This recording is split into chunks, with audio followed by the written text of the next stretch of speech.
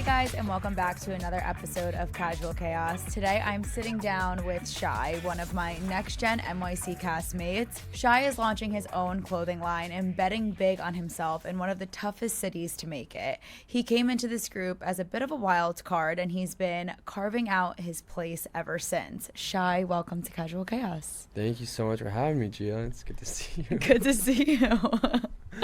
Season 2, launching a brand and building yourself from scratch. How are you holding up with all of it? Oh, it's definitely it's a lot. Yeah, I think I didn't expect myself to end up doing this, but I took a chance, and I felt like it was time to kind of start doing something that's more creative for myself, and then putting it out into the world a little bit. So I'm excited about it. What made you want to start this clothing line? I don't know. I just I was seeing a lot of stuff that I wouldn't want to wear. It's funny, I feel like I used to dress a little bit more out there, and I was trying to find stuff that I wanted to wear, and it was just hard. I think it's just hard for guys to go shopping. Christian honestly complains about it all the time. Yeah, there's not a lot of variety. No.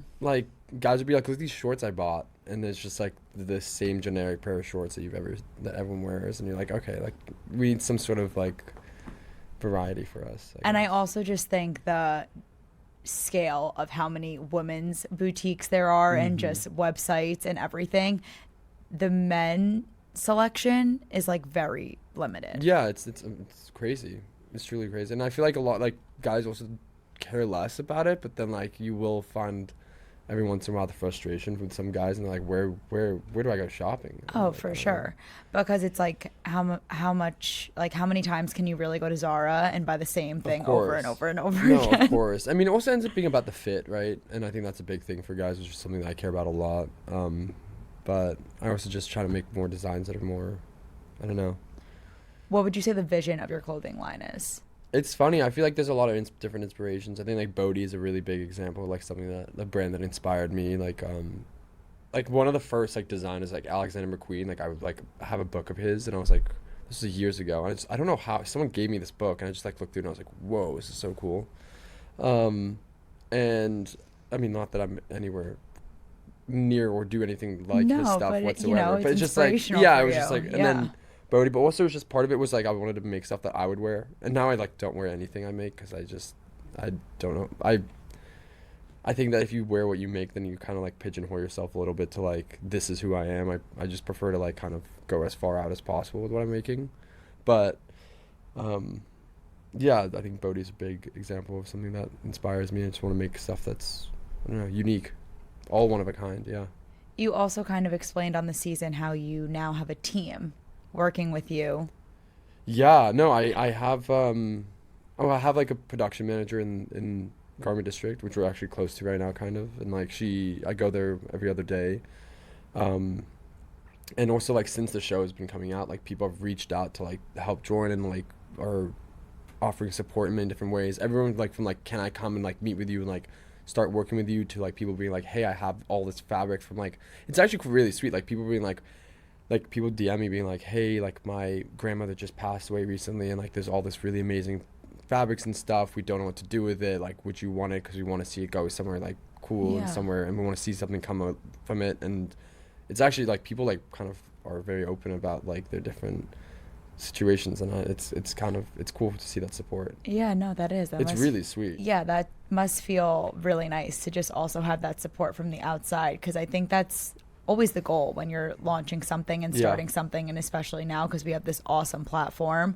to really sell our story and say what we want to do with our lives, and basically advertise whatever we want. Of course. I think it's funny too, I never was super 100% confident in what I was wearing. Even on the show, Amir would make a joke, be who's shopping in Shai's closet, come on, be for real. And it's funny to me, I find that hilarious because she's not wrong, I don't I'm not super out there in what I wear, but I feel I thought I had an eye for something, and now that all this support is coming from people, random people, strangers being this is incredible, then it gives you a boost of energy to continue with what you're definitely doing. It kind of validates what you were feeling. Yeah. Most of the cast has famous last names, whereas you don't. What was it like moving through this world as someone who is fully self-made? I mean, it's funny. Yeah, I don't know. I think my parents are like famous to me, you know? Yeah. You know, like my parents' names mean so much to me that like, I mean, a lot of people on the show talk about living up to their parents' names, and like I feel that sort of pressure in my Yeah. own world, you know? Like like, you know, it's not a, you know, it's not the big like it's not like Brooke Shields' name or whatever because I get Rowan's position. I feel like it's must be a lot to have to like live up to that, and I sympathize with that. But I'm just like my parents are the coolest people to me, so I'm like I'm living up to their names. I'm here to make them proud too. So never really crossed my mind that much. Yeah. I love that. How did you get introduced to being on Next Gen NYC?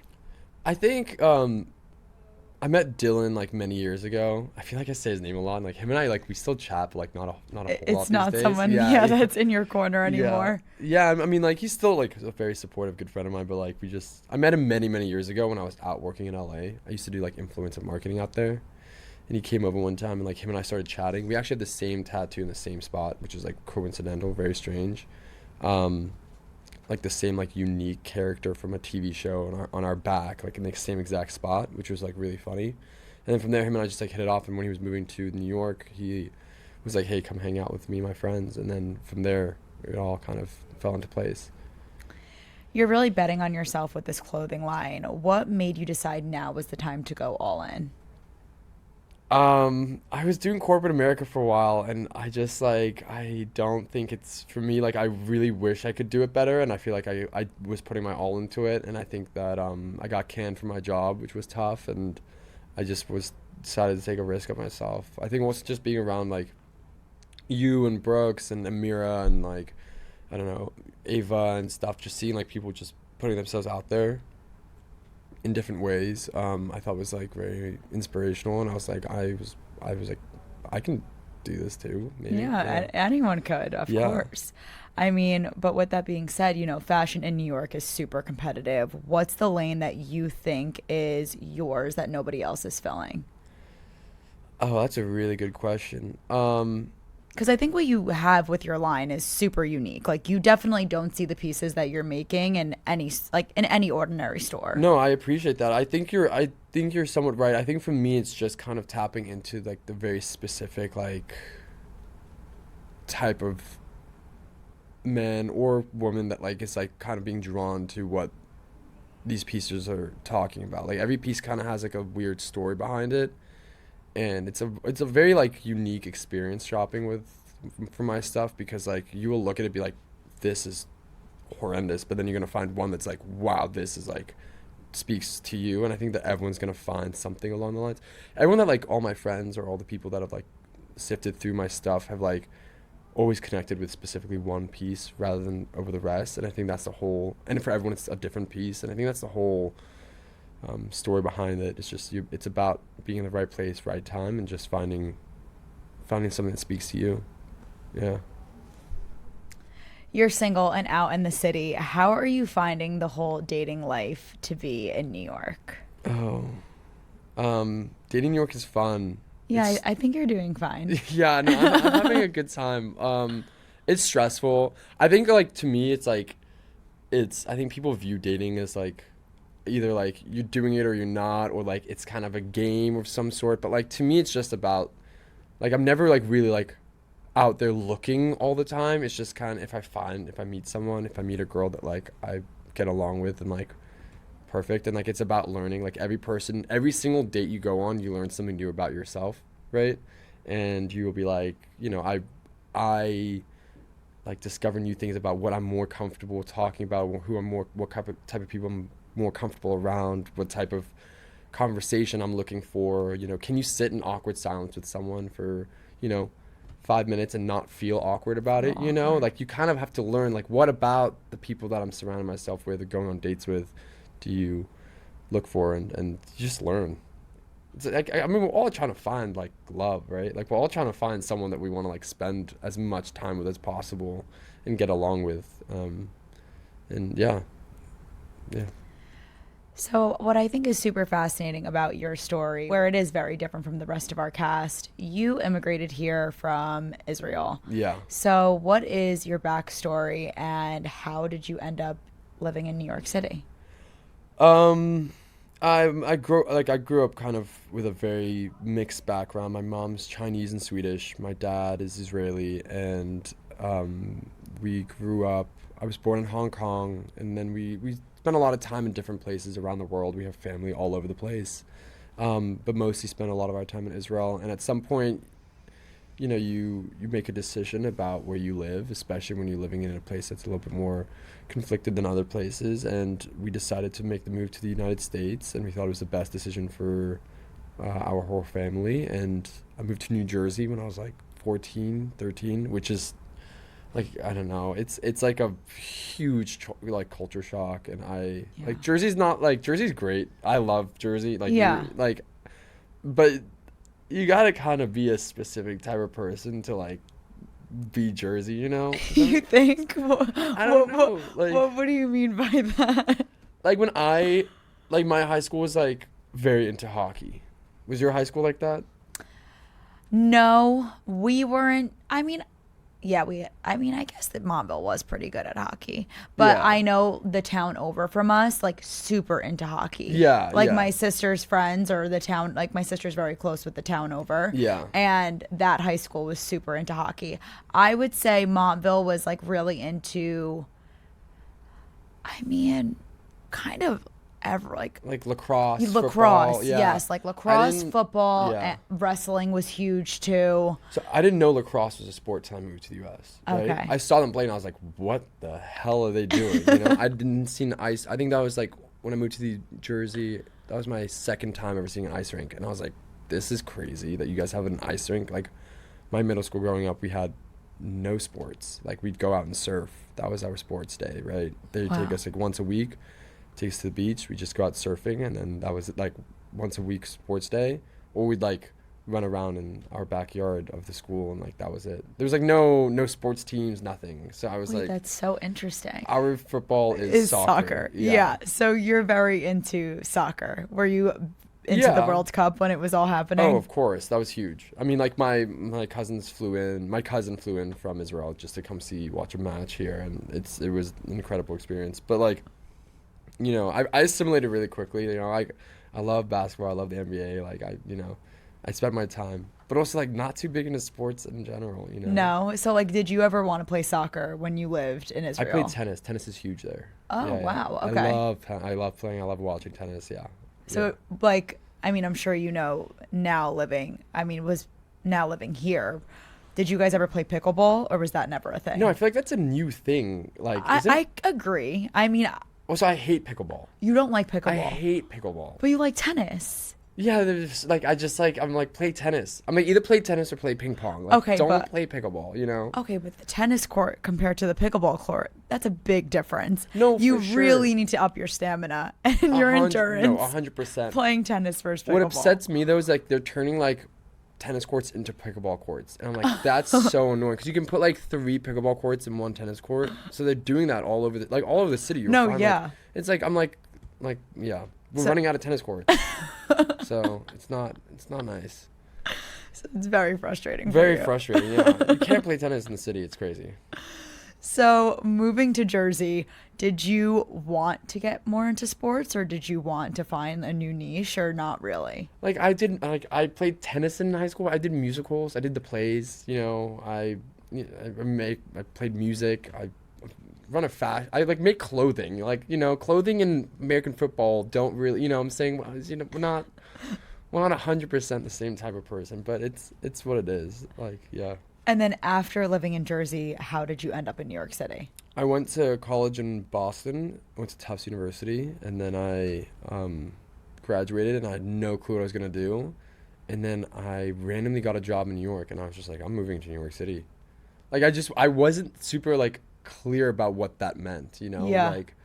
Like, I moved here, and then, like, within, like, a first month, I was like, holy I'm living in New York City, like, Like, it was... and then you're just comparing, like, also New York City to Jersey. Totally different. No, totally different. And, like, we'd, like, come to, like, New York every once in a while growing up. Or, like, in college, we'd, like, come and spend a weekend here. And it was like, oh... But then you live here. You wake up here. Like, I moved here and I'm in this apartment literally in New York. Like, it was, like, terrible. It was, like, I was living with my roommate in like a small apartment, and we wake up so excited. We're like, yeah, we're like going walking around New York City, you know, like we're working here. You know, we'd go out until 6 in the morning and then go to work at 7:30 in the morning. You know, it's just like constant, Crazy. and it's just so fun, so much to explore.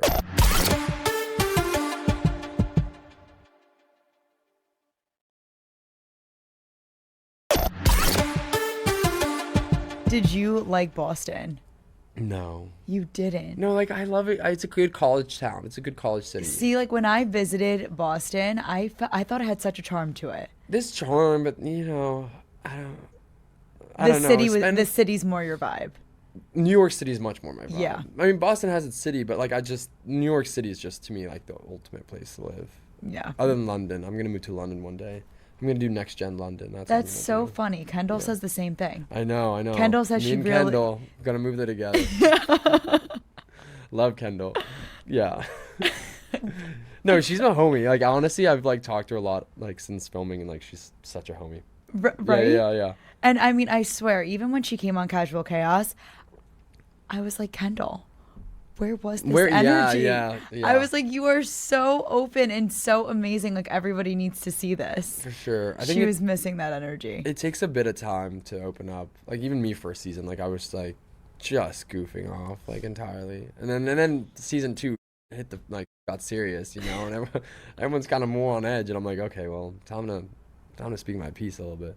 But I love Kendall. She was upset that I would, like, said that she was in love with Liam, but like we kind of all thought it a little bit. Like, I mean, I don't know if you thought it, but like there were a lot of conversation being like, does Kendall love Liam? Of course she doesn't, and we know that now, but yeah. I mean, I truthfully just thought they were best friends and like knew each other since high school, but I could see why people would think that. It's the classic story, you know, best of course. friends from high school, you know, they will find each other one day. Were they ever romantically involved? I mean, listen, I get the assumptions. Yeah, you know, it's raining. It's gonna like, you know, I can see like it's raining one day. They're gonna run through the city, be like, it was you the whole time. Like, it's not gonna happen between. I'm just saying, like that's kind of like the envision that you have. Yeah, it's like the classic story, you know. Yeah. I'm like, okay, well, you know, but yeah.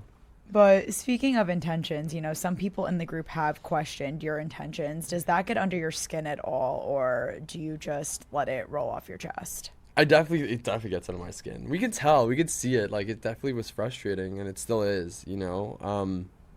I think, like, I mean, we talked about it the other day, like the phrase, a friend to all is a friend to none. Like, to me, I think that's kind of like a crazy statement. Like, I truly, like, live by, like, treat others the way you'd want to be treated.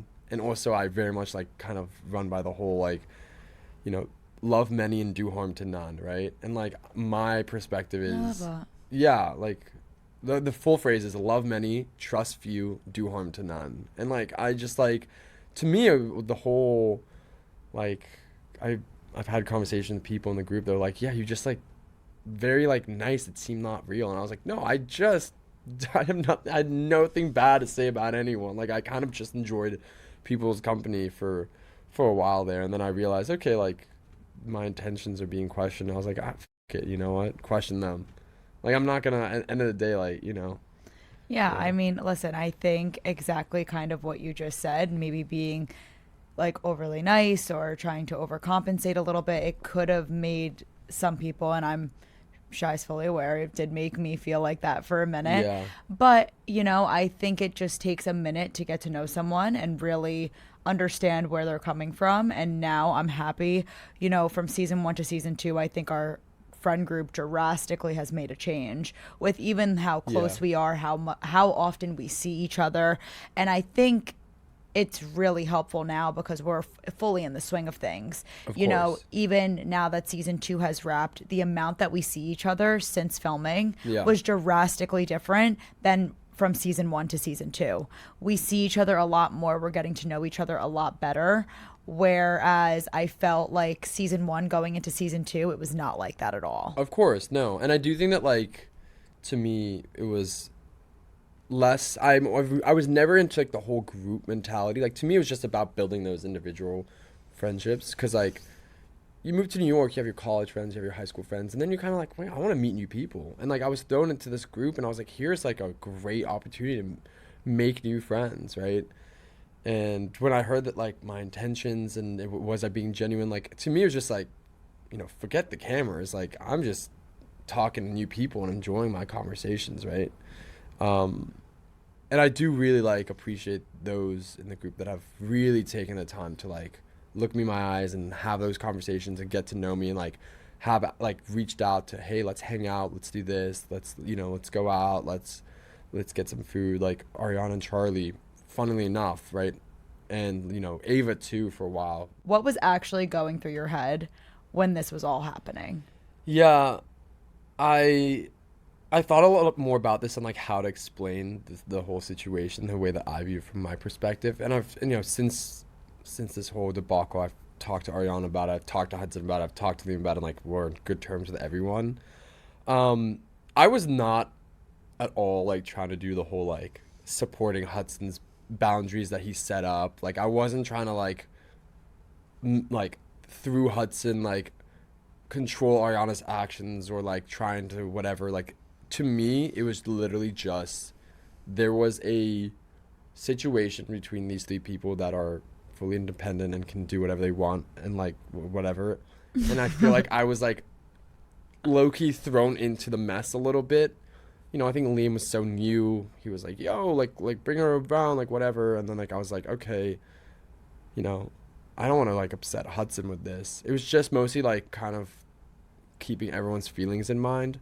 Like, I didn't want to, like, I wasn't trying to support Hudson's boundaries that he was setting up because I thought those were ridiculous, honestly. I mean, and I think it's also very fair to say in that moment you thought Hudson was going to attend Halloween night. That's kind of what it was mostly about. Like, it was genuinely like, I'm throwing a party and, like, these three people are gonna be in there, and I know that there's a lot of, like, heated feelings around it, and I kind of set this thing up accidentally. So I was just trying to, like, put out a fire before it started, and then I think that was just, like, me throwing gasoline onto a fire accidentally. But I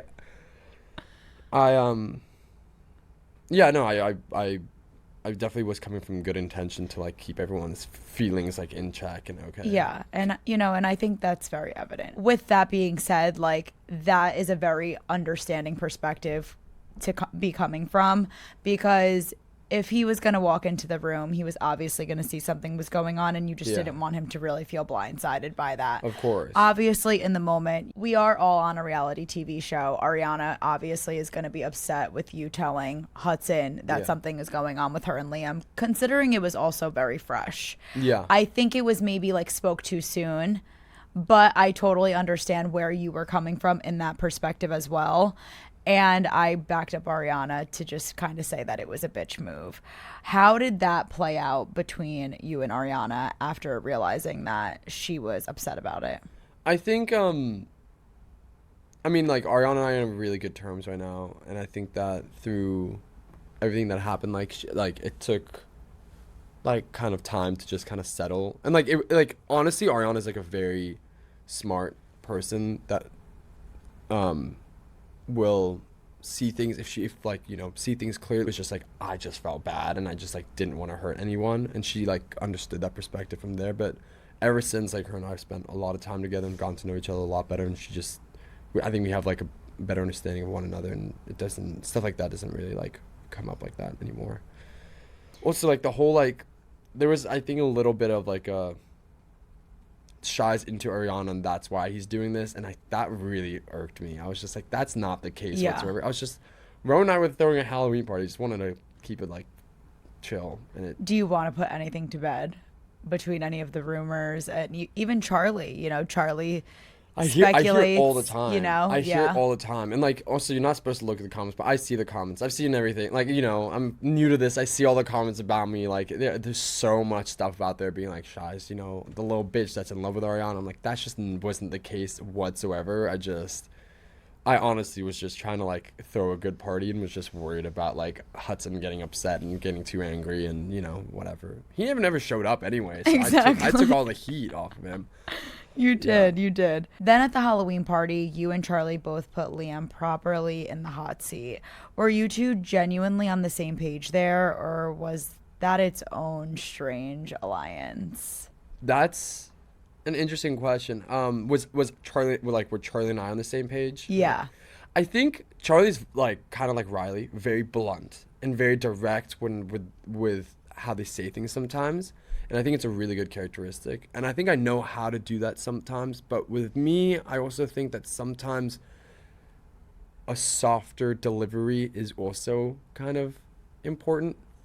And like you kind of see it also in the scene with me and Charlie and Hudson when we're playing pool. And I'm trying to explain, You're kind of delicately I'm being trying like, to like just letting him. you know, like there is a little flirting when you come tomorrow if you come. But then Charlie's like, no, he's trying to f your ex-girlfriend. Exactly. And I'm like, and I literally say like, that's not how I would say it.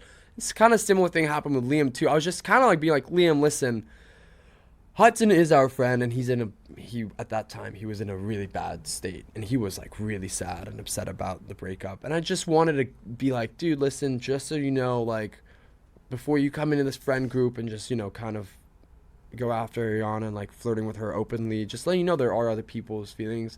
And Charlie kind of came in again and be like, you're trying to f her, dude, like let's be honest, like Hudson, and I was like, again, not how I was trying to portray it, but also wasn't entirely my place. I just really felt for Hudson in that first conversation we had before Amir's birthday party. Like he really like opened up and was like really sad, and I could really see it and tell, like, yeah. And then we've all been through breakups, and like you just kind of want to you sympathized with him. I really did a little less now, I will say, after I feel like he was a little bit not around or present in our friendship. He was a little distant while we were filming season 2, for sure. And understandably so, he's going through a lot of stuff, but he also like, there were times where he'd go out and like he'd come back to New York and text Charlie that he was here and not let me know. And I was like, you know what, dude, like I've had your back, and like end of the day, like I've done everything I can. So yeah, I got like yelled at on national television on your behalf, like, bro, like you can let me know when you're in New York, and yeah.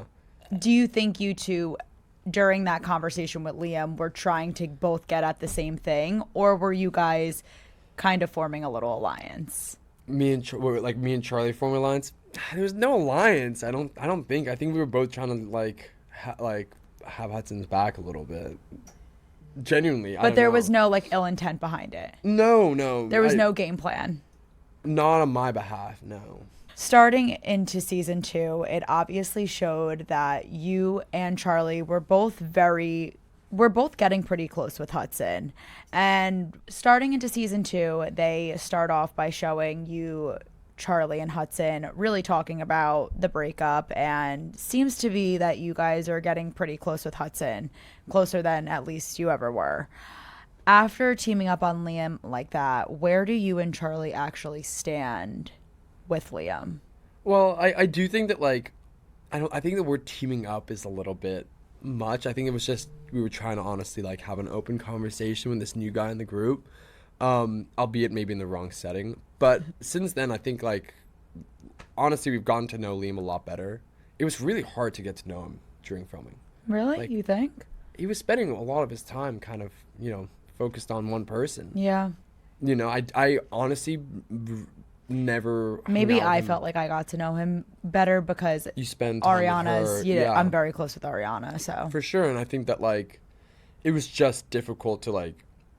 I don't know. I kind of felt like you guys when I would show up for season 1, be like, "Who the f is this guy?" Yeah. And then like when Liam would come out, I'd be like, "Dude, like I'm like I don't." But since we wrapped filming in these past couple of months, like I've seen Liam a couple of times. We got beers the other day, and like he's just honestly a great guy, and we're getting to know Isn't each other. he? He's cool. Yeah, he's cool. I definitely like. I wish the best for him, and I think that like he's a great guy.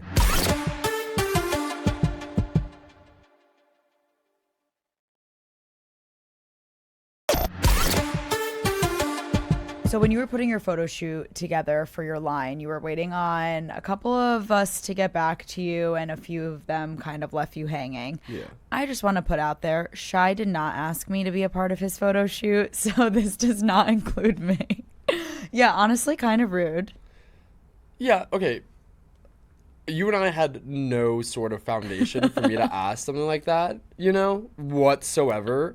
And I think that if I were to ask you, it would have looked even more like I was like being disingenuous or like trying to whatever, like use like your reach or whatever. And that was the last thing that I wanted, because that's not what the intention behind it was. Well, just so you know, I would have done it. And that's great to know.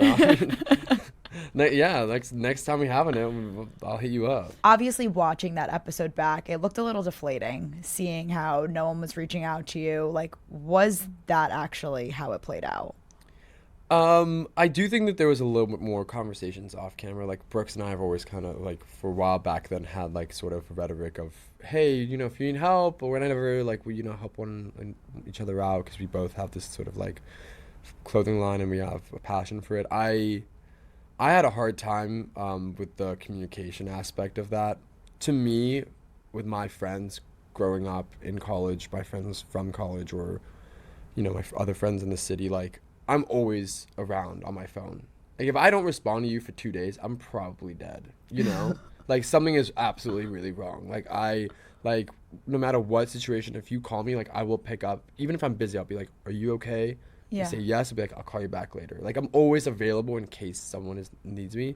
So I was a little bit concerned, and like even Brooks on the show was like, he shouldn't be concerned for me. Like I'm sorry. Like I was genuinely like, I hope you're okay. Like I was like, did something happen? Are you good? Like.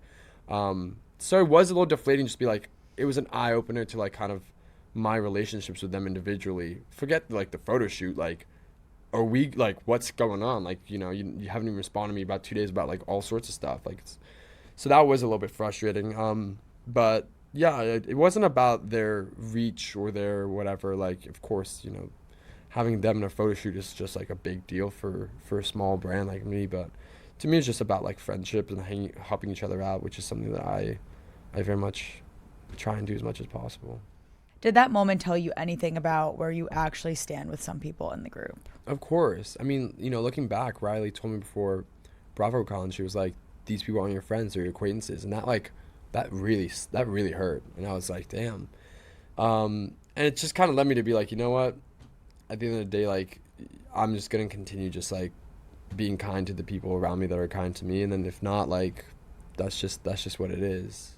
I think people oftentimes will like view me as like the punching bag or being ganged up on the group, which I think does happen. But like to me, it's just like I honestly don't really have it in me to be like that outwardly rude and mean to someone if they're not towards me first. Like I just don't have that in me to just like be mean to someone that I don't feel like was mean to me first. You know what I'm saying? Like I just kind of try and keep my peace, but I think things change, and I think things will get better from here on out for sure. With some of the people who did not participate in your photo shoot that you asked, where do you stand with them today? As in Brooks and Ava? Yeah. I mean, Ava and I are in a good spot. I think, we have a solid friendship and a solid relationship. I play music in a band too now. I started playing in a band we're actually about to release our first single. Really? Yeah. That's gonna be awesome. Yeah, I know, it's gonna be sick. We're gonna have hopefully. Are you gonna do little shows? Yeah, we're gonna have shows in the fall and stuff. We're That's gonna have listening parties, releasing parties. That's so cool. Yeah, we're trying to finish an What EP. do you play? I play the drums for the band. I mostly play guitar, but we needed someone to play drums, and I can play drums a little bit. All so right, awesome. Could we maybe expect that in season 3? Go to a couple of your shows. Yeah, hopefully, right? That would honestly be awesome if we get the whole crew there for. Go to a little bar with a stage so that you could play. Yeah, exactly. Opening night, mic night. No, that would be super sick. That's the hope. But Ava, someone for instance, I always send her our music first. Be like, what do you think about this? Because she has such good taste in music. So her and I are in a good spot. I think Brooks and I are just quite frankly speak different languages as human beings, and I think that we're kind of learning that every day, that we kind of need a translator a little bit, or take enough time to really hear each other and what the other one's saying. But yeah, it's definitely not the easiest to communicate with him sometimes on my behalf, but I try my hardest to hear him out as much as possible. Finding your footing in a friend group with this much history definitely has its own challenges. Do you feel like you are really a part of this group yet, or do you feel like you're still on the outside? I don't think outside is the right word. I definitely have some very genuine connections within the group. But yeah, of course there are times where I'm very much feel pushed aside and dissed. I feel maybe in a show like this, right, you kind of drama does have to come up, and things do stir up, and I think that it's kind of easy to find me as a target because they're who the hell is this guy, whatever. But to me, I'm I take it up to so much, and I can take quite a bit of it, and at some point you got to realize like who your friends are and who they aren't. But like I have a spot in this group, you know. Yeah. I know I do, and like I will be confident about that because I know it's there. It's just about whether or not other people are willing to recognize that as well. Well, I think the transformation also, just from season 1 to season 2, about For sure. of the connections and how, you know, the friendships that have formed. Yeah, I think that's a huge part of it. Way different, you know. But I also will say that like you're like there is a lot of history in this friend group. Like some people did meet each other at the same time that I met everyone else. You know, I did. Yeah. Yeah, I mean, I actually, that's a lie. You know Brooks for a long time before that. That's a lie, because I also filmed the sizzle with all of them. So yeah. this is just a lie. I know that like I am making this up. Like Georgia knew Charlie before, but Georgia like met everyone else kind of like, you know. Yeah, Georgia, I mean Ariana. Yeah. Georgia, Ariana. So when in conversations like at like in Vegas, like Brooks brought up, he was like, "You went to my friend of 5 years." I was like, dude, like end of the day, like I can have a you know, I was like just trying to talk to you. I thought was a cone of silence, but I was honestly just like less complaining about Brooks, but more wanting to get advice about it.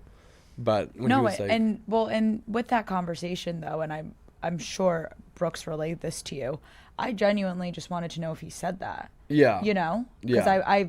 I looked at you on the plane and I was like, that really doesn't seem like something Brooks would say. You know. There was a very heated conversation that kind of like resulted in a sense of like, you know what, you got to go through my management, like, and I was like, oh wow, like it was very heated. I was just more coming to you about like for genuine advice about the fact.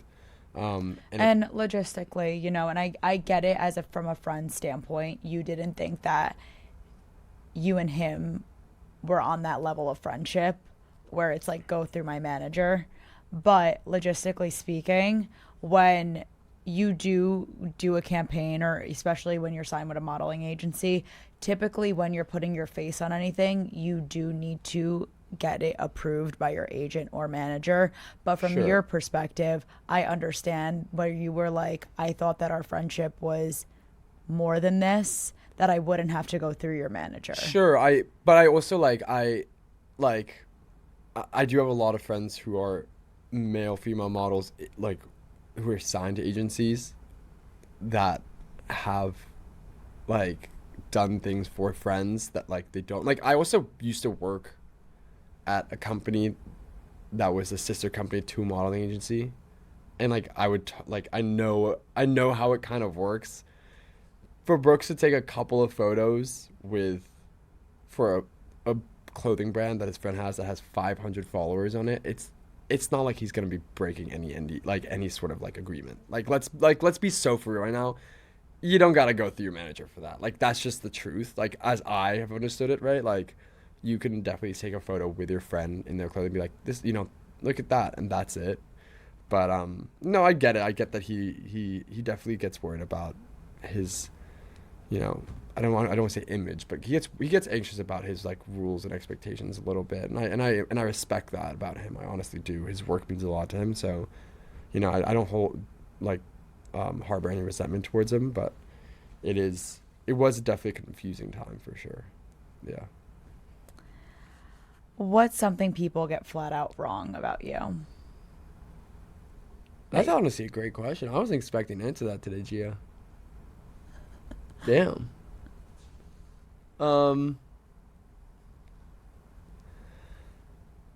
I do think that people think I'm more malicious than I am. A little more calculated. Yeah, I think people think that I'm a little bit more, malicious is the wrong word, calculated, and I think that people are oftentimes misinterpret either my humor or my like sort of like directness as like sort of like mean in a way. Like I've been told oftentimes that like I'm just like a little bit of an intense human being to be around, and that like can be off-putting to people, but like it just honestly just comes from like a place of just like I'm doing my life I'm living life the first time everyone else is, you know what I'm saying? Yeah. We're all just doing it, so part of it is just about like kind of learning how to do that. People in the group oftentimes be like, you gotta have more confidence in yourself, Shai. Like I'm perfectly fine with who I am, you know? Like I know I'm a little bit like awkward sometimes and stuff, but like I'd rather be that, and like once you get to know me, you'll see like I'm very like comfortable with who I am. But I'm still learning, so yeah. You didn't grow up around any of this. What did your family make of you jumping into reality TV?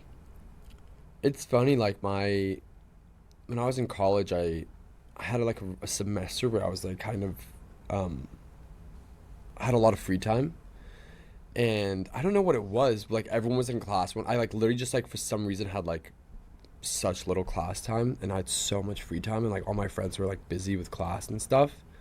And there's one morning I woke up and I like looked up like open mic night near me for comedy, for like stand up. And I started secretly going to like this like open mic night like 20 minutes away from my university, just driving there and like doing shows for like 6 people.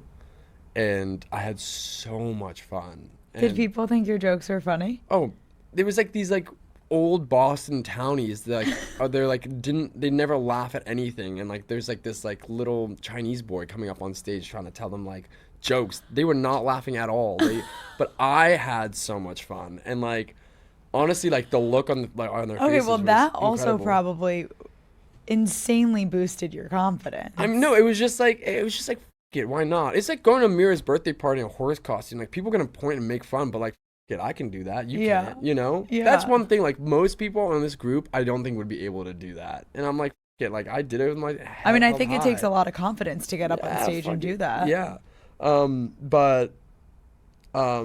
when I was in New York for one summer during college, just doing stand-up every single day, like 3 open mics all around the city. And then at the end of the summer, I had this, like, really big show. Like, I kind of built it up.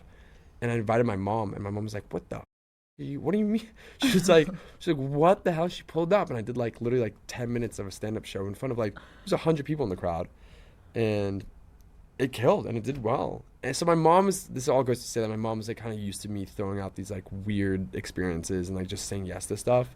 That's how she raised me to be. So my parents overall are like quite supportive of it, I'd say. What do you want people to actually understand about you by the end of this season?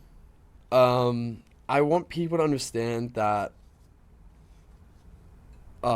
life is short, and you can't take yourself or other things too seriously, and like you gotta like learn how to do that, and that's something that I'm learning how to do. And I feel like if you like can kind of watch from a little bit of a glimpse that we're all in our 20s, like, you know, learning stuff, getting drunk, having fun, you know, struggling and also having a good time. If you see it through that lens, you can kind of sympathize a bit more, you know, and that's where I think that like real kind of like human connection comes in, with like a little bit of sympathy, a little bit of empathy, and like a lot of love, and you can kind of like, you know, get to know anyone. So I think that that's something that I feel like people can hopefully see on camera, but also like kind of get to, you know, practice in their own lives.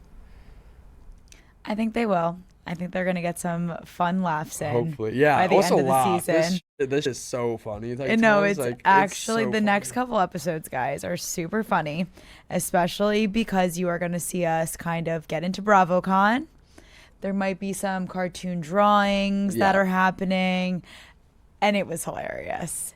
But I guess we have to leave it there because that's a cliffhanger, and we can't tell you guys about that. Yeah. So, Shai, thank you so much for coming on Casual Chaos. Thank you so much for having me.